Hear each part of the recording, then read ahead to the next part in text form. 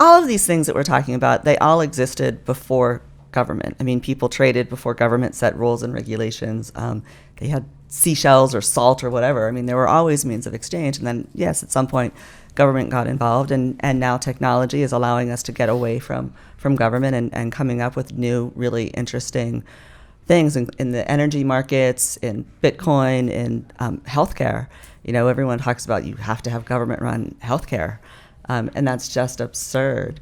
What about the roads? Oh, I know. Who about the roads? built the roads? Or let's talk about sidewalks.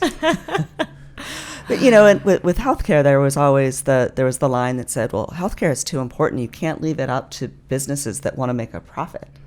Well, that's actually absolutely who you want to leave it up to. And when you leave government out of healthcare and leave it up to the market, innovation happens, prices drop. Look at LASIK eye surgery, right? I mean, I did that 15 years ago, and it was really expensive back then.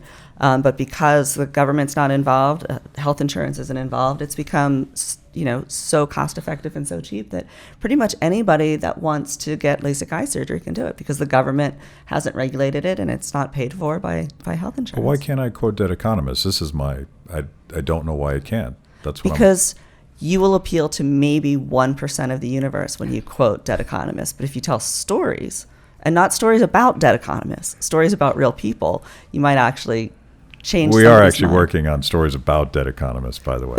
I like the quotes by dead economists that are put next to famous actresses in online. Like that's one of my favorite memes. Like whenever it's like Salma Hayek and it's like, and then it's a Hayek quote. There are a lot of boys that Google Hayek, but maybe for a totally different reason than I did.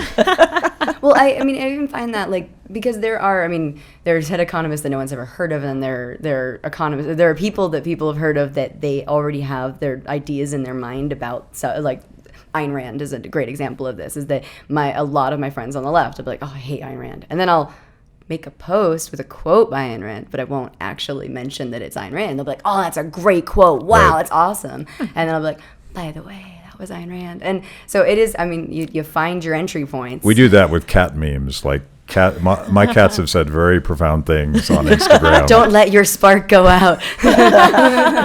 It also helps that our cats are named Rourke, Ragnar, and Reardon. Oh my God, they're such good names. Yeah. They're such good names. Okay, you've opened this you brought up can cats. of cats, but let me bounce this theory off of you because I feel really passionate about this. Cats are libertarians. They're self-sufficient. They're confident in themselves. They will come together in voluntary association. They push things off tables. I've seen a lot of libertarians do that as well. And whereas dogs, bless their hearts, are communists.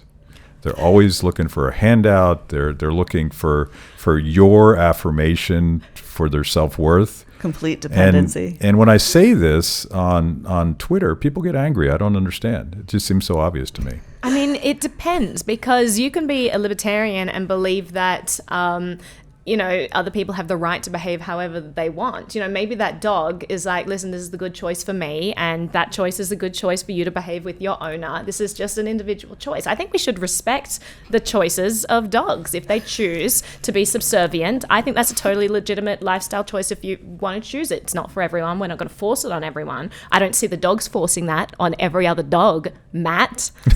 So I'll just say that dogs do kind of force themselves to be like, hi, hello, and just jumping on me. I just think they're entrepreneurs. They know how to do things. They perform tricks for people. They give cuddles. You know, they've learned what creates value in society. And so they're like politicians is what you're saying. They're not communists. My dog has never lied to me. I don't have a dog, so that's a strange thing for me to say. But if I did, I'm sure it would never lie to me.